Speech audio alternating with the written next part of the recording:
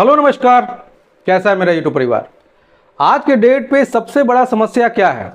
जब आप पैसे नहीं दे पाते तो आप ऑलरेडी परेशान होते हो, क्योंकि आपको बैंक परेशान कर रहा होता है, आपको रिकवरी एजेंट परेशान कर रहे होते हैं। पर परेशानी तब और भी ज़्यादा बढ़ जाती है जब आपके पास नोटिस आता है, लीगल नोटिस आता है। अगर आपने किसी भी तरह का लोन ले रखा है, आपने पर्सनल लोन ले रखा है, आपने क्रेडिट कार्ड ले रखा है, आपने कोई हाउस लोन ले रखा है, या कार मोटरसाइकिल या किसी भी तरह कोई भी लोन ले रखा है, जैसे ही किसी भी आम इंसान के पास कोई लीगल नोटिस आता है तो वो काफ़ी ज़्यादा डर जाता है। उसे समझ में नहीं आता कि अब हमारे पास अब करने को है क्या हमें जेल जाना पड़ सकता है। पर समस्या तब है कि एक लीगल नोटिस के अलावा भी आपके पास फेक नोटिस आए, और वो फेक नोटिस सरफेसी एक्ट का हो। क्योंकि सरफेसी एक्ट के नोटिस के बारे में हम थोड़ा सा आपको जानकारी देना चाहेंगे। सरफेसी एक्ट का नोटिस कब आता है?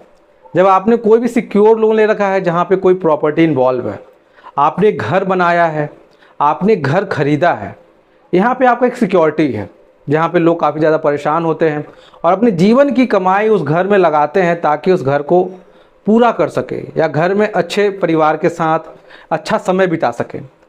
पर सरफेसी एक्ट का नोटिस आते ही आपका सारा सपना टूट जाता है।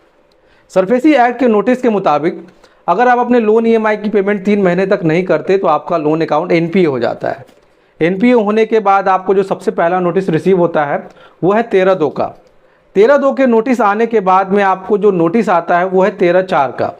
जैसे ही आपके पास 13/4 का नोटिस आता है, उस समय से आप अपने बैंक से बात करने का अधिकार खो चुके रहते हैं।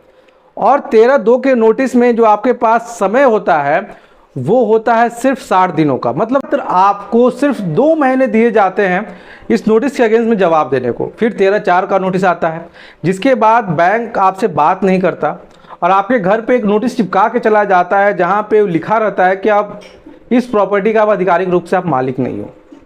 उसके बाद सेक्शन 14 के तहत डीएम नोटिस आता है जब आपकी घर की नीलामी होती है। ये सारी प्रक्रिया में काफ़ी समय लग जाता है। अगर आप कुल जोड़े तो इस पूरी प्रक्रिया में 6 महीने से ज़्यादा का समय लगता है। पर बैंक इससे भी बाज नहीं आता। एक इंसान का घर बिकने वाला है, उसके बाद भी बैंक फेक नोटिस भेजता है।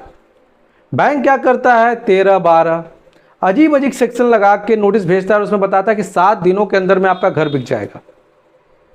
यहाँ पे कस्टमर बहुत ज़्यादा परेशान हो जाते हैं और उन्हें समझ में नहीं आता कि क्या कोई ऐसा नियम है जहाँ पे 7 दिनों के अंदर में घर बिक जाएगा, जहाँ पे डीएम साहब सिर्फ 7 दिनों के अंदर ये ऑर्डर पास कर देंगे कि आपका घर बिकने वाला है।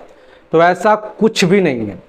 आपके पास कभी भी कोई भी सिक्योर लोन है, अगर सरफेसी एक्ट के तहत नोटिस आ रहा है तो सिर्फ 3 नोटिस के बारे में समझे। सबसे पहला 13/2, दूसरा 13/4 और जो तीसरा और फाइनल जो ऑक्शन नोटिस आता है वो है सेक्शन 14 के तहत डीएम साहब का नोटिस आता है।